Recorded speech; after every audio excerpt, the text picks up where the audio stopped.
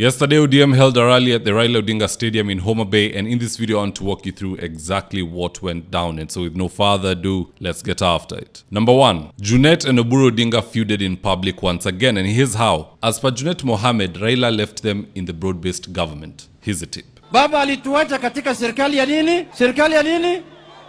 Baba ametuacha katika serikali ya broad-based. But according to youth leader Oburu Odinga, Raila did not leave them in broad-based government. He left them in ODM. Here's a tip. Raila left us in ODM.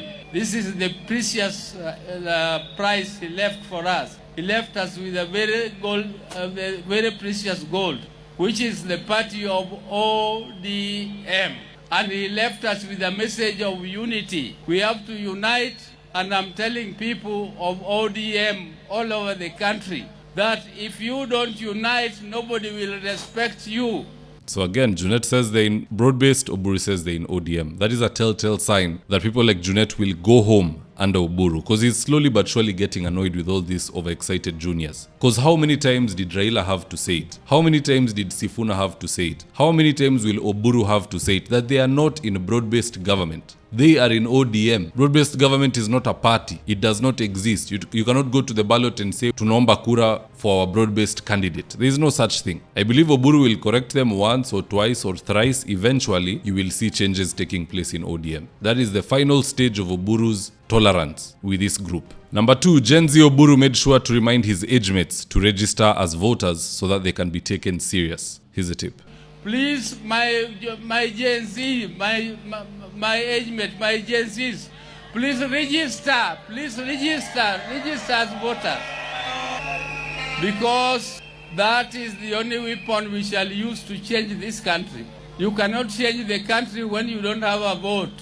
Nobody is going to respect you if he knows you are just a talker, an empty talker, and you don't have a vote. And I agree with Gen Z Oburu, let them register in as many numbers as possible, ili tuungane pamoja, tufukuze hii serikali duni. And in fact, when you check the ground, Luos will actually not vote for Kasongo. You don't even have to take my word for it. Just have a look at this tip. Akavute kura huko ya kumrudisha. Mimi ikifika ati naenda kupigia Ruto, nipate hii ni debe ya Saitani na hii ni debe ya Ruto, nitapigia Saitani. Na mimi nitapigia umbwa. Ikikuta ndani ya umbwa na Ruto, mimi napigia umbwa. Sikudanganya. Sio uongo. Haya, tumetoka hapo. Kidogo tu. Mumesema Babu Wino ndiye akitangazwa, wanamfuata. Babu Wino akitangazwa naseme tuendelee na Ruto, na mmesema matamata. Hakuna siku Anasoma ground. mtu mwenye kuna Ruto kwa Luoland msema ni Gladys Wanga. Na Gladys hata bwana yake aliwacha. Sio nimefanya kura akasema maneno ya Ruto. Sio ni red card, hata Gladys anaenda. So mambo ya 2 term ni kwa primary, not politics. As far as I'm concerned, hiyo injili bandia imezimwa, and even the Americans know for sure that Kasongo is a 1-term candidate. And I'll tell you why. Before the 2022 general election, Americans already knew Raila would lose. And we know this to be true because of their movement. Number 1, they gave all their citizens a travel advisory against traveling to Kisumu because they knew maandamano ndo kitu itaendelea pale, not celebrations. Gikomba Pure app. Download today from the App Store and Play Store. Register by creating an account with your username, email, phone number, and add your password of choice. Upload your products and start selling or buying seamlessly. Gikomba Pure app. A new digital market. Number 2, the Americans began sending people like Chris Coons to visit Ruto at his DP's residence in Karen instead of Raila's home in Karen or Bondo, as you can see here.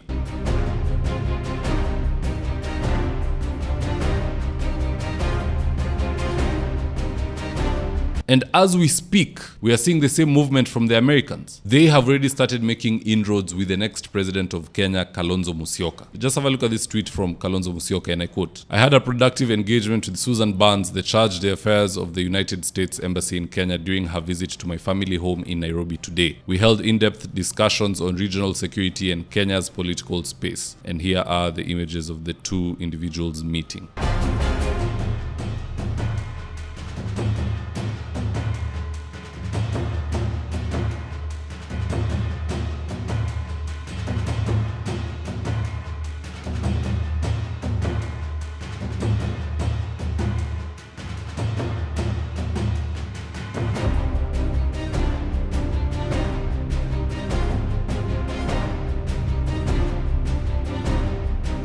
Those Americans aren't fools. They called it correctly in 2022 without ever saying who they believe will win. Utasikia tu travel ban. Watu wasiende Sugoi, watu wasiende Eldoret, watu wasiende Uasin Gishu. You will know what that means because they speak in parables. And in any case, the Trump administration wants nothing to do with William. Reason being, Ruto was given a very big honor by the Biden administration, a state visit. He even sat on Biden's chair. Then he leaves there. 2 months later, he's in China saying that China is the pinnacle of humanity and they are the head of the new world order. That really irritated the chairman of the Senate Foreign Relations Committee, one Senator Rich, so much so that he blasted Ruto and asked the speaker to enter it into the record. Here's a tip. In President Trump's first term, his administration engaged in talks with Kenya over a potential free trade agreement, a first for sub-Saharan Africa. And now Secretary Rubio and other senior officials have ramped up engagement and confronted threats from al-Shabaab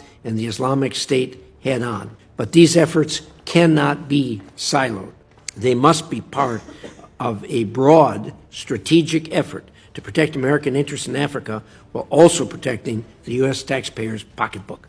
Many African nations maintain troubling ties with China, including key national security partners. Just last month, President Ruto declared that Kenya, a major non-NATO ally, and China are co-architects of a new world order.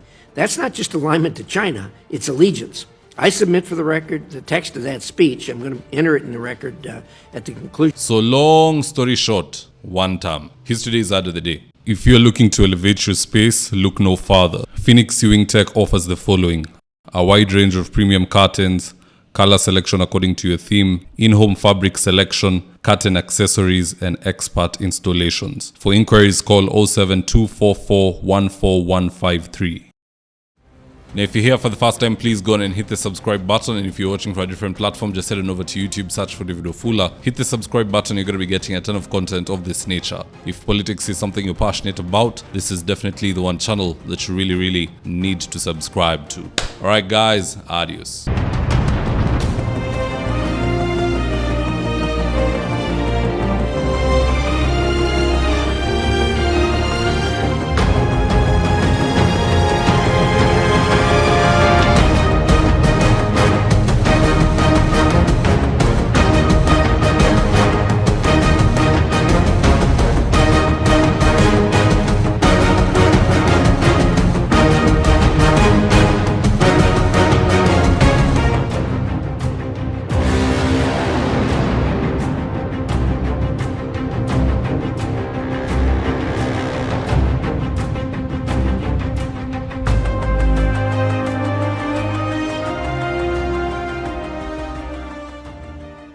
Thank you for choosing David Wafula as your primary news platform. We put countless hours in research, recording, and editing. By showing up each and every day to watch our videos, you encourage us to generate more videos for the viewers. We are on a mission to inform, educate, and build a better tomorrow. To our thousands of followers in a world full of presidents, kings, and queens, you are the real gem. Adios.